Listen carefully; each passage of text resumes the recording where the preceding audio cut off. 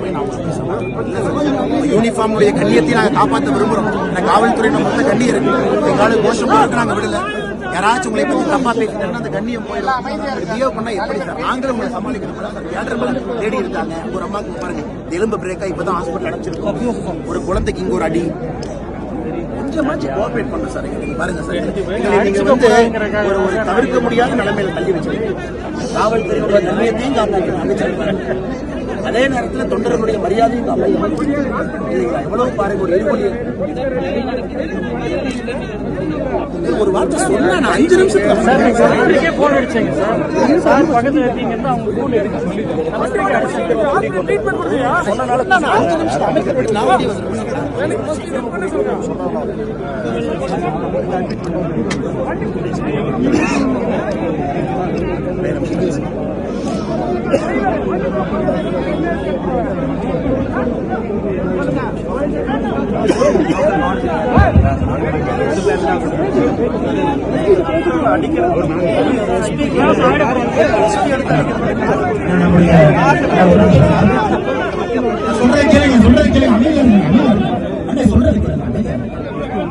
ஐயா,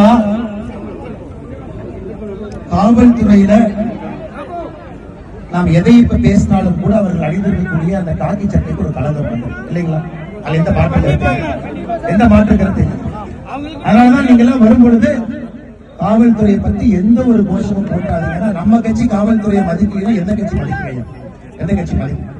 நடந்த சம்பவம் ரொம்ப ரொம்ப தவறு. எஸ்பி சார் அதான் சொன்னேன் சார், கூட்டம் அதிகமா இருக்கு, நீங்க அவங்ககிட்ட சொல்லணும்னா ஒரு வார்த்தை போன் பண்ணா உள்ள இருந்து வந்து நாங்க சொல்லிருப்போம். கொடுத்த நேரத்துக்கு வர்றோம், கொடுத்த இடத்துக்கு போறோம், கொடுத்த நேரத்துல வேட்புமனு தாக்கல் பண்றோம். இந்த மாதிரி நீங்க வந்து லாட்டரி சார்ஜ் பண்ணிட்டீங்க. ஒரு காவல்துறை கண்காணிப்பாளரை இது போல் நாம ஒரு ரோட்ல நிக்க வச்சு பேசுறதே ரொம்ப தப்புங்க. கரெக்டுங்களா? ஒரு சமயம் அமைதியா, அதனால அவர் ரொம்ப நேரம் நிக்க கூடாது. ஏன்னா இங்க பாருங்க, அவர்கள் இறங்கி வரும் பொழுது 3 முறை இறங்கி போவது நம்முடைய கண்ணியம் இல்லைங்களா? காவல்துறைக்கு எப்பொழுதும் மரியாதை கொடுத்து ஒரு கண்ணியத்தை கொடுக்கக்கூடிய ஒரு கட்சி. இன்னைக்கு காவல்துறை கண்காணிப்பாளர் வந்து எந்த சூழ்நிலை அது தெரிந்து நடக்கவில்லை. நாங்க அந்த நேரத்தில் 2 கட்சி தொண்டர்களும் அடித்துக் கொள்ளக் கூடாது என்பதற்காகத்தாங்க இருந்தேன். வேண்டும் என்று யாரும் செய்யவில்லை. அதே நேரத்தில் புரிஞ்சுங்க, நாளைக்கு ரோட்ல ஒரு ரவுடி காவல்துறையை பார்த்து பயப்படணுமா இல்லைங்களா?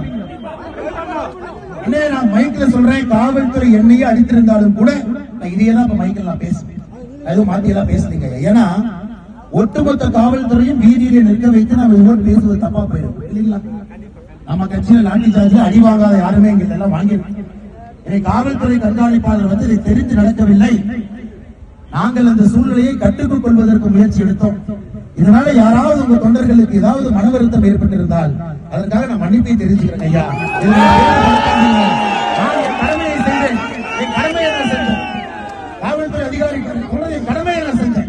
கட்டுக்குள்ள கொண்டு வருவது அவர் சொன்ன பிறகு மரியாதை கொடுத்து, ஆனா அமைதியாக ஒரு காவல்துறை கண்காணிப்பாளர்கள் சொன்ன பிறகு மரியாதை கொடுத்து நம்முடைய தொண்டர்கள் யார் காயப்பட்டிருக்கிறார்களோ அவங்களை பார்க்கறதுக்கு நானும் முருகன் ஹாஸ்பிட்டல் அவர் நடந்துச்சுங்கன்னா, ஆனா காவல்துறையை கலங்கப்படுத்துவது தவறாகிவிடும்.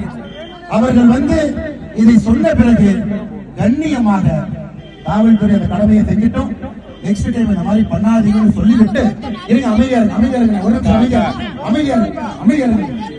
இருங்க ஐயா, அமைதியா இருங்க.